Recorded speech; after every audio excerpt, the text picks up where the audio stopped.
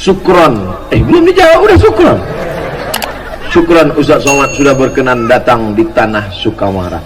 Saya Ibu dari Mendawai. Bagaimana hukum perempuan yang sudah pakai kerudung tapi pakaiannya masih celana panjang, rok potongan, kerudung masih terlihat dadanya, sudah termasuk syariatnya apa belum? Belum. Kerudung perempuan itu menutup dari kepala sampai ke ujung kaki. Kalau nggak bisa sampai ke ujung kaki, sampai ke pinggang. Nanti di bawah sambung lagi pakai kain panjang. Syaratnya mesti longgar, jangan sempit sampai menjerit paha minta tolong.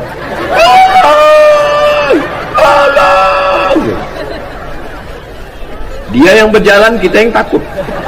Takut pecah. Gimana nggak pecah? Celana untuk umur anak 8 tahun dipakai emaknya 58 tahun. Sampai sebesar batang kelapa. Itu disampulkan. Dokter sudah melarang jangan pakai celana sempit, celana legging karena darah tidak mengalir. Tapi prinsip orang kita biar sakit asal gaya. Akhirnya mati gaya. Oleh sebab itu jangan lagi pakai celana sempit, jilbab panjang. Ini ada jilbab namanya jilbab sakratul maut, dililitkan ke leher sampai melihat ke bawah pula bisa. Dan lagi jilbab itu harus menutup dada, sampai ke bawah. Yang kira-kira kalau diturunkan tangannya tenggelam ke dalam. Tangannya boleh kelihatan, nggak apa-apa. Yang udah pakai cadar, bagus. Jangan aja orang pakai cadar.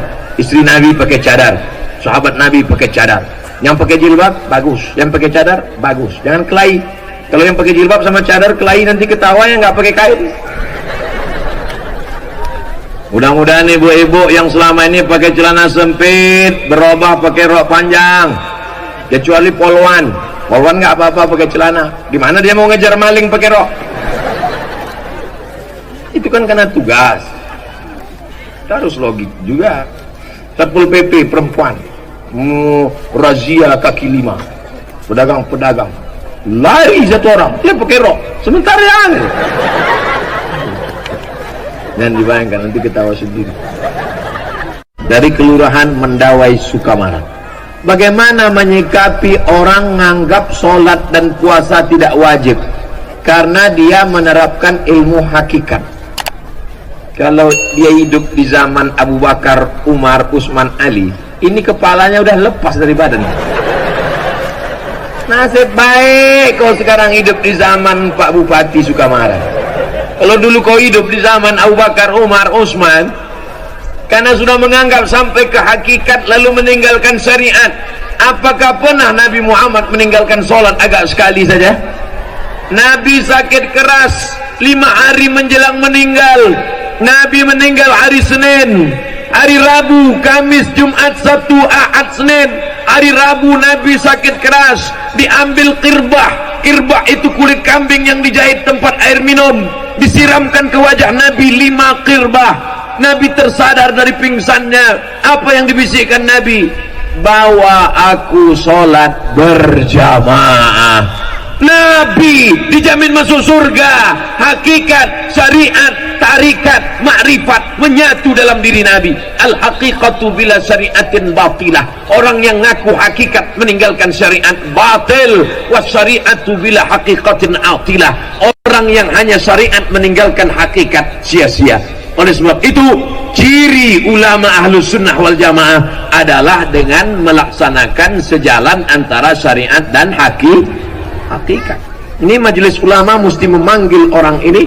Kalau dia guru, ini murid-muridnya berbahaya. Kalau satu orang nyasar nggak apa-apa, ini super truk nyasar, habis sama brondolnya ikut nyasar. Kalau ada yang mengajarkan begini, mesti dipanggil. Kenapa? Abu Bakar, Umar, Utsman, Ali, Talha, Zubair. Makanya kita Ahlus Sunnah wal Jamaah berpegang pada 3: akidah Asy'ari, fikih Syafi'i, tasawufnya Sunni, bukan tasawuf falsafi. Tasawuf siapa? Tasawuf Abu Hamid Al-Ghazali dan Junaid Al-Baghdadi. Tarekatnya Naqsyabandi, Abul Hasan Syazili, Rifai, Abah Gurus kumpul tarekatnya, Samaniyah, mereka tetap melaksanakan syariat tanpa meninggalkan syariat. Maka kalau ada orang mengaku-ngaku hakikat meninggalkan syariat, kamu kenapa enggak sholat? Sholat itu hanya syariat saja, saya cukup sholat batin saja. Kamu enggak puasa? Puasa itu syariat, saya cukup puasa batin. Pas yang makan, kalau gitu kau makan syariat aja, makan hakikat. Nanti istrinya nanya, kamu nggak masak? Saya masak hakikat saja. Oh, makanlah kuali hakikat. Paham? Enak ceramah di Sukamara ini. Orangnya cerdas-cerdas.